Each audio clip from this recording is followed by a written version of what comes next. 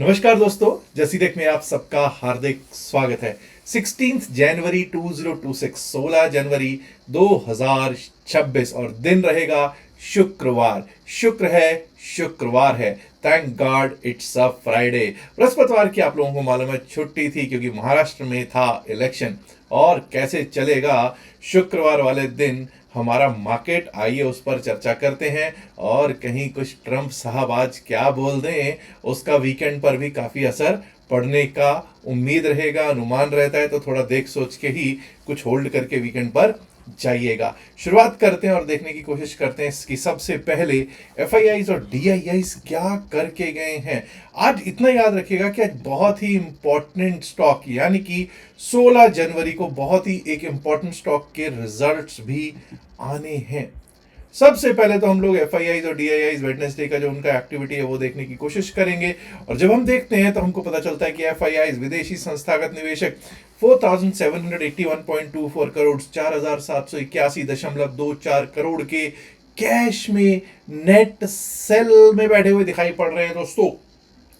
उसके खिलाफ 5217 करोड़ 5217 करोड़ के लगभग का डीआईआईज घरेलू संस्थागत निवेशक डोमेस्टिक इंस्टीट्यूशनल इन्वेस्टर्स का खरीदारी है, नेट में बाय है। अब एक बार को देख लेते हैं कि क्या सिचुएशन है भाई, क्या कर रहे हैं एफआईआईज। डेरिवेटिव्स के स्टैटिस्टिक्स क्या कहते हैं। जब डेरिवेटिव्स के स्टैटिस्टिक्स देखते हैं तो एफआईआईज ने बैंक निफ्टी के फ्यूचर्स को खरीदा है दोस्तों। बुधवार वाले दिन, वेडनेसडे वाले दिन बैंक निफ्टी फ्यूचर्स को एक खरीद के गए एफआईआईज, फिर निफ्टी के फ्यूचर्स को इन्होंने बेचा है। मिड कैप निफ्टी फ्यूचर्स को भी ये सेल करके गए हैं और निफ्टी 50 यानी कि benchmark Indian stock market index जो है उसके फ्यूचर्स को भी ये बेच कर ही गए दिखाई पड़ते हैं।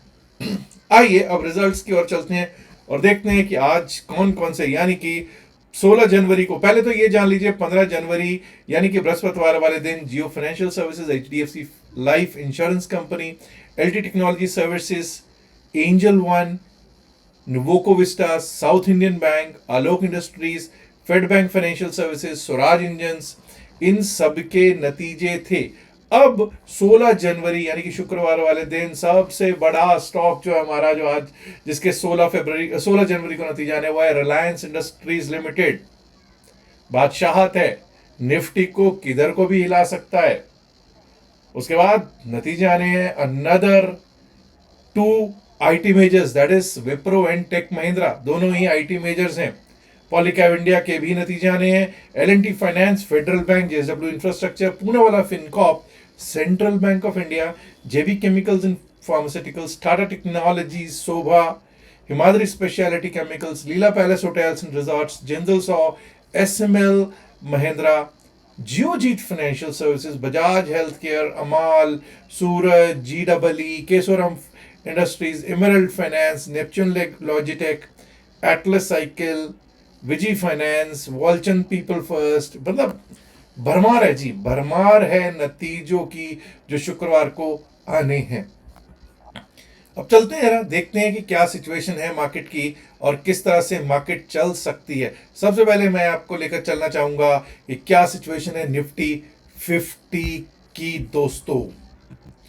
जब हम निफ्टी 50 की बात करते हैं दोस्तों तो हमको पता है 9 डेमा, 20 डेमा, 50 डेमा टूट चुका है। और मैं बार बार एक ही बात बोलता होता हूं कि जब भी 20 डेमा टूट जाए तो हमको सेल एंड बाउंस की स्थितियां देखने को मिल जाती हैं, जो कि आजकल देखने को हमको प्राप्त भी हो रही हैं। तो डेली टाइम फ्रेम पे अगर आप देखोगे कि इस समय अभी सपोर्ट कहां पे है जी, 100 डेमास का सपोर्ट है। और 100 डेमा कहां पे बैठता है, 100 डेमा बैठता है 25,624, 25,624, 25,603, पिछले दिन का लो। बहुत ही इंपॉर्टेंट रोल प्ले करने वाले हैं। हाँ, इतना है कि 100 डेमा के नीचे अभी तक हमारे को क्लोजिंग नहीं मिली है। जिस दिन ये क्लोजिंग नीचे मिलने लग गई ना, समझ जाइएगा कि 100 डेमा के नीचे फिर 200 डेमा की ओर का रास्ता खुल जाएगा, विच इज कमिंग एट 25,148, 25,148, 150 का रास्ता खुल जाएगा। चलिए ऐसा करते हैं, छोटे टाइम फ्रेम पे लेकर चलते हैं और देखने की कोशिश करते हैं क्या लेवल्स रह सकते हैं हमारे शुक्रवार के लिए, यानी कि फ्राइडे के लिए। यह है साहब आपके सामने लेवल 25,665 का क्लोज, 25,665.60 का क्लोज था आपका बुधवार वाले दिन 25,714 715 के ऊपर जब तक हम टिकेंगे नहीं। मैंने बोला 25,714 के ऊपर till the time we don't sustain, the word is sustain, उसके ऊपर कम से कम 2 से 3 कैंडल्स क्लोज हो जाएं तभी हम उसको सस्टेन मानते हैं। 25,700 मतलब 5 मिनट की कम से कम 25,714 715 के ऊपर अगर निकलना स्टार्ट किया तो 25,777 25,777 का रास्ता खुल जाएगा। उसके बाद दोस्तों 25,826 25,826 and above that we might be able to see 25,878 25,878 के levels on Nifty 50। Down side की बात करेंगे तो पिछले दिन का लो 25,604 603 जो है 25,603.95, बेसिकली 25,603 अगर टूटता है तभी डाउन साइड के बारे में सोचने की हमको वो करनी चाहिए। और वैसे भी अगर ये टूट जाता है यानी कि 100 डे में भी टूट चुका होगा, और मैं ऑलरेडी आपको बता चुका हूँ 25,620 के आसपास 25,623 के आसपास हमारा 100 डे में स्थित है। 25,603 टूटा तो 25,554 25,554 का लेवल दिख सकता है दोस्तों हमको। और अगर वो टूट जाता है तो 25,480 से 25,500 25,480 टू 25,500 तक का लेवल दिखा सकती है हमको Nifty 50। Let's now talk about bank Nifty, और उसके बाद हम बात करेंगे आज बीएसई सेंसेक्स की भी। निफ्टी बैंक, आपको ध्यान रहे कि निफ्टी बैंक में एफआईआईज बुधवार वाले दिन फ्यूचर्स को बाय करके गए हैं। 59,580 पर क्लोजिंग है, बट 59,500 अगर टूटता है तो वहां से दिक्कत शुरू हो जाएगी, सपोर्ट टूट जाएगा इंपॉर्टेंट। 59,500 टूटा तो 59,324 59,324 का लेवल आ सकता है। पिछले दिन का लो है दोस्तों 59,324, और अगर वो भी टूटा तो 59,152 59,152, और अगर वो टूट गया तो 58,998 59,000 58,998 टू 59,000 का लेवल एक बार को नीचे के लिए निफ्टी बैंक दिखा सकता है। But if things go positive, if things go well, तो ये याद रखिएगा 59,644 59,644 59,644 के ऊपर निकलेंगे तो 59,796 59,796, और अगर वो भी पार हो गया तो 59,991 60,000 59,991 से 60,000 फिर से हमको दिख जाए तो कोई अतिशयोक्ति नहीं होगा निफ्टी बैंक के लिए। चलिए दोस्तों अब बात करेंगे सेंसेक्स पर। बीएसई सेंसेक्स क्या चल रहा है भाई बीएसई सेंसेक्स में? सेंसेक्स तो भाई जब सेंसेक्स की बात करेंगे तो 1 घंटे के चार्ट पे चलना पड़ता है हमको हमेशा। सेंसेक्स पे जब हम जाएंगे तो 83,500 अब हमारे लिए एक रेजिस्टेंस है, तो 83,500 505 के ऊपर जब तक हम टिकेंगे नहीं, 83,505 के ऊपर जब तक हम टिकेंगे नहीं, सस्टेन नहीं करेंगे, अपसाइड के बारे में नहीं सोचेंगे। 83,505 के ऊपर निकले तो 83,634 83,634 का लेवल दिख सकता है, और अगर वो भी पार कर गए तो 83,768 83,768। above that we might be able to see 83,887 to 84,000 83,887 से 84,000 भी अगर सेंसेक्स पे दिख जाए तो भाई बुल्स की तो बल्ले बल्ले हो जाएगी। लेकिन स्थितियां अभी बहुत अच्छी नहीं दिख रही हैं। स्थितियां कह रही हैं कि अगर 83,293 83,300 के थोड़ा सा भी नीचे गए ना, 83,293 टूटा 83,293 टूटा तो एक बार को पिछले दिन का लो दैट इज 83,185 83,185 दिख सकता है, और अगर वो भी टूट गया तो 83,045 83,045 का लेवल आ सकता है, और 83,000 जो है वो हमको मालूम है एक अच्छा सपोर्ट रह सकता है दोस्तों। अब दोस्तों बात कर लेते हैं जरा निफ्टी मिड कैप की। निफ्टी मिड कैप पर जब मैं बात करूं तो निफ्टी मिड कैप 13,705 पर क्लोज हुआ है, और ये 56 पॉइंट प्लस में क्लोज हुआ है, ये मत भूलिएगा। एनीवेज 13,742 पिछले दिन का क्या है, ये हाई है, इसको हम क्या देंगे, इज्जत देंगे। इज्जत कैसे देंगे, इसके ऊपर जब तक हम ये चलेगा नहीं, टिकेगा नहीं, सस्टेन नहीं करेगा, अपसाइड के बारे में नहीं सोचेंगे। 13,742 के ऊपर अगर टिकने लग जाए, सस्टेन करने लग जाए, तो next level that we might be able to see, जो उससे ऊपर लेवल है वो आ सकता है 13,787 दैट इज 13,787 13,787 के ऊपर अगर टिके तो 13,825 दैट इज 13,825 का लेवल भी अपसाइड पे हमको निफ्टी मिड कैप दिखा सकता है। डाउन साइड पे याद रखिएगा अगर 13,648 टूट जाता है दैट इज 13,648 अगर ब्रीच किया डाउन साइड के लिए तो सीधा सीधा रास्ता खुलेगा 13,600 का, 13,600 का, और अगर वो भी टूट गया 13,546 13,546 13,546 का रास्ता, और वो टूटा तो 13,499 13,500 13,499 टू 13,500 का रास्ता भी डाउन साइड के लिए मिड कैप निफ्टी खुला रखे हुए है। आइए अब बात कर लेंगे फिन निफ्टी की। जी हाँ, फिन निफ्टी, जब हम निफ्टी फाइनेंशियल सर्विसेज इंडेक्स की बात करते हैं तो यहां पर 27,644 का हाई जरूर था पिछले दिन का, लेकिन यहां पर हमको एक चीज ध्यान रखनी है कि 27,501 पर क्लोज है। तो 27,605 ये एक लेवल है, बड़ा इंपॉर्टेंट लेवल रह सकता है। 27,605 के ऊपर अगर हम टिकने लगे, सस्टेन करने लगे, यहां से एक अपसाइड का मूव दिख सकता है जो हमको लेके जा सकता है 27,668 27,668 की ओर। और अगर वो भी ब्रीच हो गया तो 27,722 27,722 का लेवल भी दिख सकता है दोस्तों डाउन साइड पे। अगर हमारा लो कट गया बुधवार का, वेडनेसडे का लो कट गया, तो 27,455 27,455 का लेवल दिख सकता है। और अगर वो भी गया तो 27,398 27,398 my dear friends. And if it goes below that we might be able to see 27,334 27,334 का level on the cards for Nifty financial services index. अब दोस्तों जरा मैं कुछ इंपॉर्टेंट चीजों पे बात करना चाहूंगा।